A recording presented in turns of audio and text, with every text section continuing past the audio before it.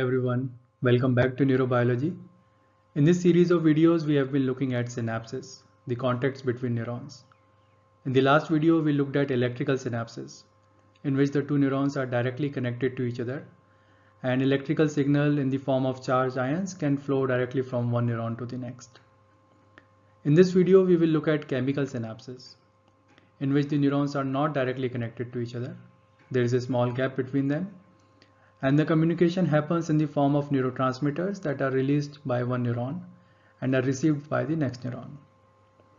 These kinds of synapses are much more common in the brain, so contacts between neurons are usually chemical synapses, as well as in the peripheral nervous system. The communication between the neurons and muscles happens in the form of chemical synapses. And in fact, if someone uses the term synapse without specifying what kind of synapse they are talking about, then it is fair to assume that they are talking about chemical synapses. So here is the standard representation of a chemical synapse. We are looking at two neurons here.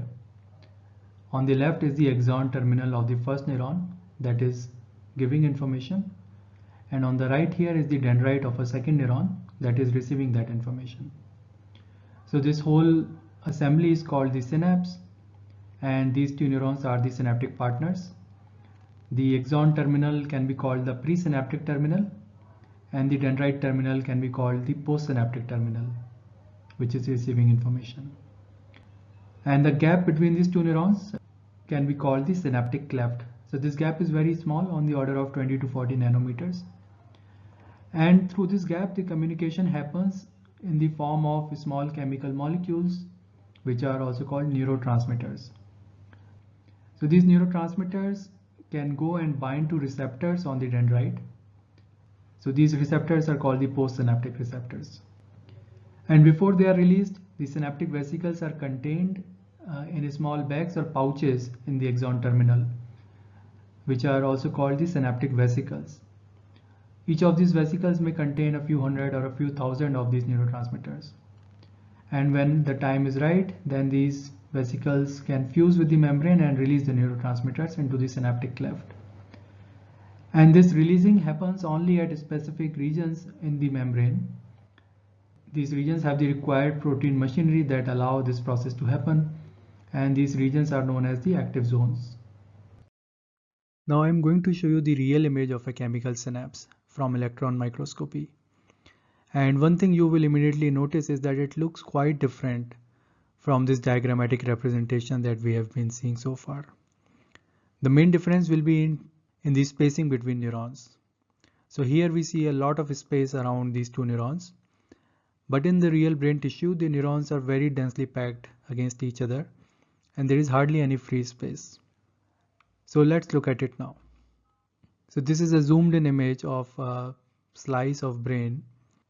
This structure here is the first neuron. This is the axon terminal. And on the other side here is the dendrite of a second neuron. You can see some cell organelles in these neurons. And these small balls here are the synaptic vesicles in the axon terminal. Each of these balls would contain thousands of neurotransmitters. And this very small space here is the synaptic cleft into which the neurotransmitters would be released. So let us look at the processing at a chemical synapse in a bit more detail. We have earlier said that action potentials are important because they allow release of neurotransmitters at a chemical synapse. And here we will understand how that happens. The main link between action potentials and release of neurotransmitters are calcium ions. And this happens because there is a high density of voltage-gated calcium channels that are present at the axon terminals on the membrane here. So when action potential reaches here, that raises the membrane potential, and that increased membrane potential causes these voltage-gated calcium channels to open, and so calcium ions can flow into the membrane. Remember that calcium ions are more abundant outside compared to inside, so they would like to flow in. And also because the inside is negative, calcium ions are likely to flow in. So both the chemical and electrical gradients make the calcium ions move from outside to inside. And as these calcium ions come in, they can bind to various proteins that are particularly present at the axon terminals, such as synaptotacmin. And these proteins along with other protein complexes, make the synaptic vesicles come to the membrane and fuse with it. So as you know, the membrane is made up of lipids, and the synaptic vesicles are also made up of similar lipids. So they can come and fuse with the membrane. And as that happens, we get these kinds of structures where the vesicles are now open towards outside and the neurotransmitters can come out into the synaptic cleft. Now once the neurotransmitters are in the synaptic cleft, they can diffuse through the extracellular medium and they can go and probabilistically bind to the receptors on the postsynaptic side. These receptors are directly or indirectly connected to various ion channels, and as these channels open, they allow movement of ions into the membrane. And depending on the types of ions that move in, so let's say if sodium ions move in, they would cause depolarization of the membrane here. And if some other types of ions move in, they might cause hyperpolarization. This is how we can get change in the membrane potential of the postsynaptic neuron. So a change in the membrane potential at the presynaptic neuron triggered by an action potential can result in change in the membrane potential on the postsynaptic neuron. So when the action potential arrives at the axon terminal, the neurotransmitters are released and they can go and bind to the postsynaptic receptors. But we don't want the postsynaptic receptors to be activated forever. We want the communication to happen when the action potential comes. The duration of one action potential is only about a millisecond or so, and so the neurotransmitter should remain in the synaptic cleft for some milliseconds, but then should be cleared up after that. Then only we will be able to have precisely timed communication between the two neurons. So there are a few mechanisms by which neurotransmitters are cleared up from the synaptic cleft. One of these mechanisms is reuptake. So after the neurotransmitter is released, there are ways in which it can be reuptaken back into the axon terminal. And this happens through specialized proteins that are present on the membrane, which are the transport proteins or the reuptake proteins, which move the neurotransmitters back into the neuron. And then they can be packed back into the synaptic vesicles. The second mechanism is enzymatic degradation. For this, there are specific enzymes in the synaptic cleft that can degrade the neurotransmitters. One such enzyme is choline esterase that degrades acetylcholine, and similarly for other neurotransmitters, there are other degrading enzymes. And the third mechanism is simply passive diffusion. So some of the neurotransmitters can diffuse out to longer distances, and then these neurotransmitters can be either reuptaken somewhere else or they can be flushed out of the system.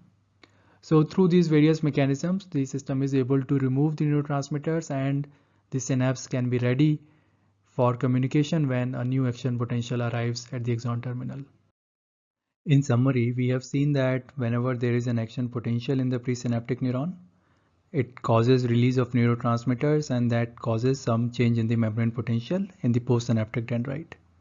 So this change in the membrane potential on the postsynaptic side can be called a postsynaptic potential or PSP. And if this is positive or depolarizing in nature, then it can be called an excitatory postsynaptic potential or EPSP. And if it is on the other side, that it is inhibitory or hyperpolarizing in nature, then it can be called an inhibitory postsynaptic potential or IPSP. Let's think about what would determine whether the postsynaptic potential is excitatory or inhibitory. Well, of course, it would depend on what kind of ions move in, and that depends on what kind of channels are opened by the neurotransmitters. So if positive ions are able to move in, then we will see an excitatory postsynaptic potential. Whereas if the positive ions are moving out or negative ions are coming in, then we would see an inhibitory postsynaptic potential. We can also observe there is a small delay between the action potential in the presynaptic neuron and the postsynaptic potential here. So this small delay here is of course because it takes time between when the action potential arrives here and then the fusion of the vesicles, release of neurotransmitters and opening of channels here. All that process takes some time and that causes a small delay on the order of a millisecond or a few. This delay can also serve as a useful experimental tool to tell us whether two neurons are directly connected to each other. So if we put electrodes in the two neurons and we observe that whenever there is action potential in one, there is a postsynaptic potential in the other, we will know that the second neuron is getting input from the first neuron. But this input can be direct or indirect. So there may be a direct synapse between these two neurons, or it is also possible that maybe this neuron A is giving input to some third neuron C, which is then activating the second neuron B. So how do we decide whether it is a direct connection from A to B or whether it is an indirect connection from A to C to B? Well, if it is a direct connection, then the delay would be small, 1 or 2 milliseconds. But if this is an indirect connection, then the delay can be long. So by looking at the amount of this delay, we can figure out whether the connection is direct or indirect.